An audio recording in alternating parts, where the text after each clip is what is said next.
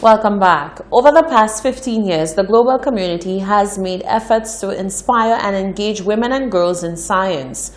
However, according to Hermina Johnny, women and girls continue to be excluded from participating fully in science. Against the backdrop of International Day of Women and Girls in Science 2020, Johnny advocates for the accomplishments of women to be greater recognized in various scientific fields. Jacques Wooding tells us more.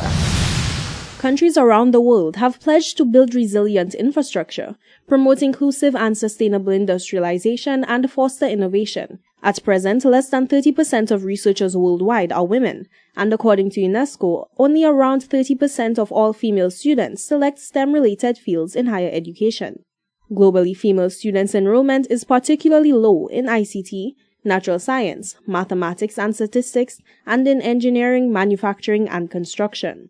Aspire Artemis founder Hermina Johnny says science and gender equality are both vital for the achievement of internationally agreed upon development goals, including the 2030 Agenda for Sustainable Development. Long-standing biases and gender stereotypes are steering girls and women away from science-related fields. We're here in St. Lucia today because we believe in collective action, in working together to get everything that we need accomplished so that girls and women are promoted within the STEM fields. We are interested in leveling the playing field because women are currently underrepresented in the STEM fields. In order to achieve full and equal access to and participation in science for women and girls, and further achieve gender equality and the empowerment of women and girls, the United Nations General Assembly adopted Resolution 7212, declaring February 11th as International Day of Women and Girls in Science. On this day, the global community joins in celebrating women and girls who are leading innovation and called to remove all barriers holding them back. Johnny says in recognition of this momentous day, the ongoing STEAM conference will dedicate a full day of activities to the recognition of women's achievements. We have brought together a set of trailblazers who are blazing trails across the world, and they are here in St. Lucia to showcase what is possible. And we are very excited to have that here today. All of our activities for the program have been planned, focused on women in science, and the idea is to have role models that look like us, that can inspire us to be more, to do more, and to ask more. Observing the 2020 theme, Investment in Women and Girls in Science for Inclusive Green Growth, which focuses on the empowerment of women and girls, equal access and motives to up them for science, the Hot 7 team wishes all aspiring young female scientists to continue to be a light for change. For Hot 7 News, I am Jacques Wooding. In an environment where the Caribbean is more challenged by unilateralism abroad, the Caribbean Development Bank is being urged to invest in initiatives to make the Caribbean more resilient and self-sufficient. Deputy Prime Minister and Minister of Finance for the Bahamas and Chairman of the CDB's Board of Governors, Kevin Peter Turnquest, made this call while speaking to staff of the bank at its headquarters in Barbados.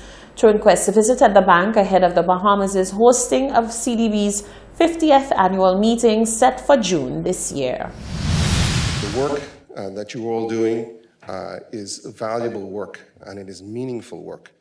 And I hope that you see it that way, that the contributions that you're making is in fact directly and indirectly affecting people. One of the issues that we face as individual nations is that there is a move towards more unilateralism throughout the global community. And that is making it more and more difficult for our countries to operate and to do business as usual. It means then that we must rely upon each other even more as we fight back some of the challenges to our sovereignty. We fight back some of the challenges to our ability to do business and to develop as individual states for the benefit of our people. And that is why it's so important that this institution is successful, that it continues to do the kind of work that it does in uplifting our individual citizens throughout the world. He argued that countries need to rely more on each other and their regional institutions, such as the CDB.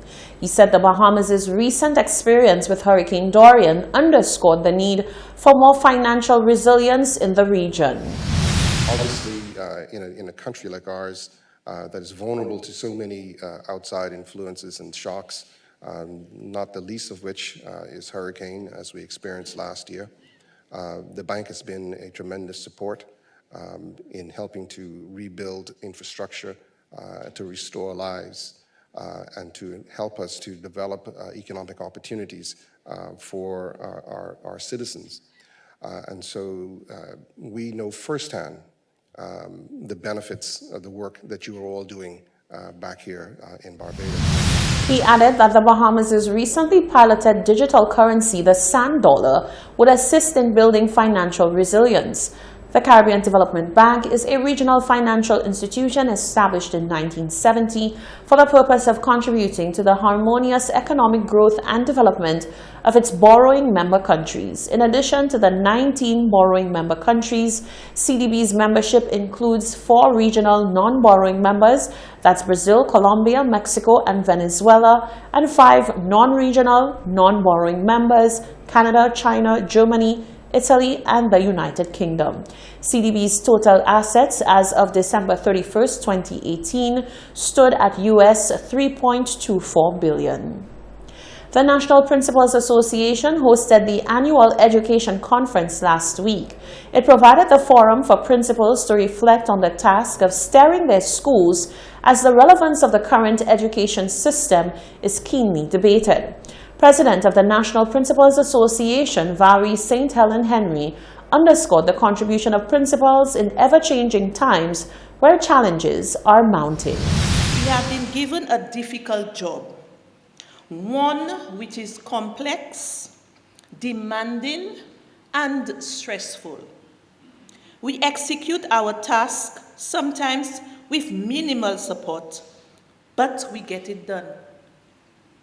What's more, our job is getting more difficult by the day, with challenges from various angles as stakeholders all make demands on us. Education Minister Dr. Gail Rigobert urged principals to use this as a time of reflection on best practices to meet the task ahead.